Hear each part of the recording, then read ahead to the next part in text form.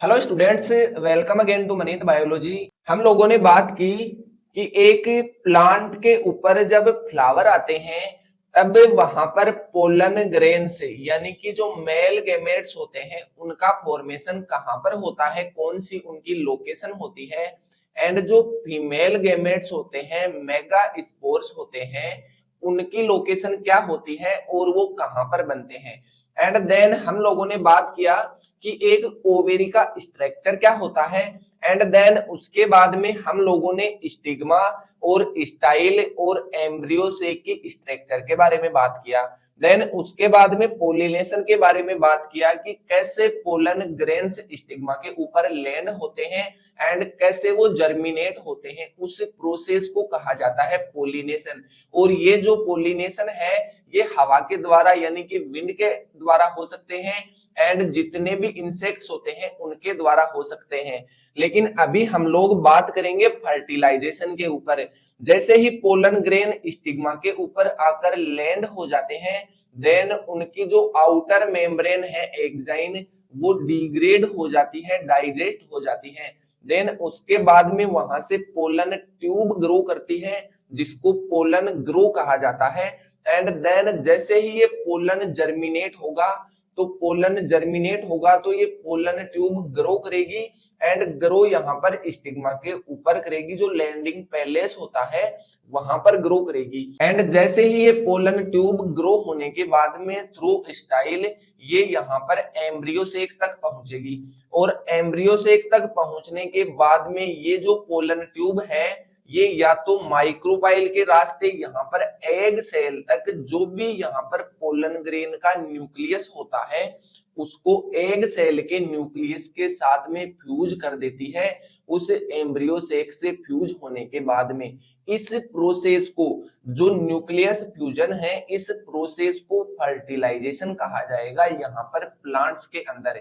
तो आज के लेक्चर के अंदर बात करेंगे हम मेल गेमेट्स और फीमेल गेमेट्स के जो न्यूक्लियस फ्यूजन होंगे, उसके बाद में 2n न्यूक्लियस बनेगा यहाँ पर। तो इस प्रोसेस को कहा जाएगा फर्टिलाइजेशन। और आज के लेक्चर में बात करेंगे फर्टिलाइजेशन के बारे में।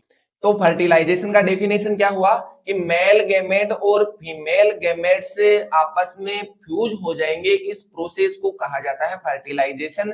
और फर्टिलाइजेशन की जो इनिशियल स्टेज है उसे कहा जाएगा पोलन जर्मिनेशन। तो किस तरीके से एक पोलन जर्मिनेट करता होगा स्टिग्मा के ऊपर, यानी कि जैसे ही राइट स्पीसीज का पोलन ग्रेन, राइट स्पीसीज का मतलब है कि ये मान लीजिए कि मस्टर्ड का फ्लावर है, मस्टर्ड प्लांट का फ्लावर, और जैसे ही मस्टर्ड प्लांट के अदर फ्लावर से इंसेक्ट या फिर हवा के द्वारा पोलन ग्रेन्स इस स्टिग्मा के ऊपर लैंड करेंगे तो उसको कहा जाएगा कि ये राइट स्पीसीज का है, यानी कि सेम स्पीसीज का है, अदर स्पीसीज का नहीं है। तो राइट स्पीसीज का पोलन ग्रेन जैसे ही स्टिग्मा के ऊपर आकर लैंड करेगा तो यहाँ पर क्या होगा, ये पोलन ग्रेन एब्जॉर्ब करेगा इस स्टिग्मा के ऊपर से वाटर और न्यूट्रिएंट्स। और जैसे ही वाटर और न्यूट्रिएंट्स एब्जॉर्ब करेंगे तो यहाँ पर जो इनर वॉल होती है पोलन ग्रेन की, जिसे हम लोगों ने इंटाइन कहा था, वो क्या करेगी, push out through a germ pore. यानी कि ये पोलन ग्रेन की स्ट्रक्चर पढ़ी थी हम लोगों ने, ठीक है। तो आउटर लेयर को कहा था हम लोगों ने एक्साइन एंड इनर लेयर को कहा था इंटाइन, ठीक है। तो ये जो आउटर लेयर थी ये स्पोरोपोलेनिन सबस्टेंस से बनी हुई थी। तो जहां पर स्पोरोपोलेनिन एब्सेंट होता है वहां उस जगह को बोलते हैं जर्म पोर्स, यानी कि यहां से पोलन ग्रेन जर्मिनेट होता है, ठीक है। तो यहां से क्या होगा कि जैसे ही वाटर और न्यूट्रिएंट्स को ये पोलन ग्रेन एब्जॉर्ब करेगा तो ये जो इनर लेयर है, इनर वॉल है, जिसको इंटाइन कहा था, ये यहां से दबाव बनेगा जर्म पोर से और पोलन ट्यूब यहां से ग्रो करेगी, ठीक है। तो इस प्रोसेस को क्या कहा जाएगा, पोलन जर्मिनेशन। इस तरीके से यहां पर डायग्राम में देखिए कि यहाँ जैसे ही कोई पोलन ग्रेन आकर लैंड हो रहा है स्टिग्मा के ऊपर, देन यहाँ से स्टिग्मा से वो वाटर और न्यूट्रिएंट्स का एब्जॉर्प्शन करता है एंड देन यहाँ से पोलन ट्यूब ग्रो होना स्टार्ट हो जाती है। ठीक है, ये यहाँ पर दिखाया गया है कि पोलन से जर्मिनेट होते हुए स्टिग्मा के ऊपर। देन जैसे ही पोलन ग्रेन जर्मिनेट करेगा तो ये पोलन ट्यूब ग्रो करेगी यहाँ पर स्टाइल से होते हुए। तो हम लोगों ने प्रीवियस लेक्चर में बात किया था कि ये जो स्टाइल वाला पार्ट होता है ये ट्रांसमिटिंग टिश्यू से बना हुआ होता है। तो कुछ स्पीसीज में तो ये सॉलिड होता है और कुछ स्पीसीज में ये होलो होता है। ठीक है, तो इस स्टाइल वाले पार्ट से ये पोलन ट्यूब ग्रो करती हुई यहाँ पर पहुंच जाएगी ओव्यूल के पास में एंड ओव्यूल के अंदर जो एम्ब्रियो सेक होता है वहां पर इस पोलन का जो न्यूक्लियस होता है उसको पहुंचाना होता है। तो एम्ब्रियो सेक की स्ट्रक्चर की हम लोगों ने बात की थी, उसके अंदर कौन कौन से पार्ट एम्ब्रियो सेक के हम लोगों ने डिस्कस किए थे कि यहाँ पर क्या होता है कि इस एम्ब्रियो सेक के सराउंडिंग में इंटेग्यूमेंट सेल्स की लेयर होती है एंड जहां पर इंटेग्यूमेंट एब्सेंट होती है उस वाली जगह को कहा जाता है माइक्रोपाइल। ठीक है, ये माइक्रोपाइल वाला एंड यहाँ पर फ्रंट में भी हो सकता है एंड देन यहाँ पर बेस की तरफ भी हो सकता है, किसी भी एक साइड माइक्रोपाइल वाली जगह होगी। एंड देन ये पोलन ट्यूब कहां से एंटर करती है, मोस्ट ऑफ प्लांट्स की स्पीसीज के अंदर ये पोलन ट्यूब माइक्रोपाइल से एंटर करती है। एंड देन कुछ स्पीसीज में जो माइक्रोपाइल के ऑपोजिट वाला एंड था उसको बोला था हम लोगों ने चेलेजा। तो कुछ स्पीसीज के अंदर चेलेजा वाली साइड से यहाँ पर एंटर कर जाती है एंड कुछ स्पीसीज में यहाँ पर साइड से ही एंटर कर जाती है जहां पर इंटेग्यूमेंट्स प्रेजेंट होती हैं।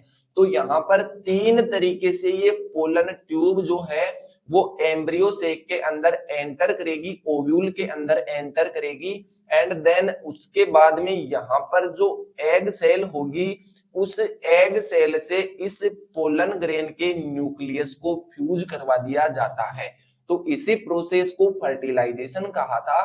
तो यहाँ पर according to enter of pollen tube हम लोग तीन तरीके से पोलन ट्यूब का पाथ देखेंगे।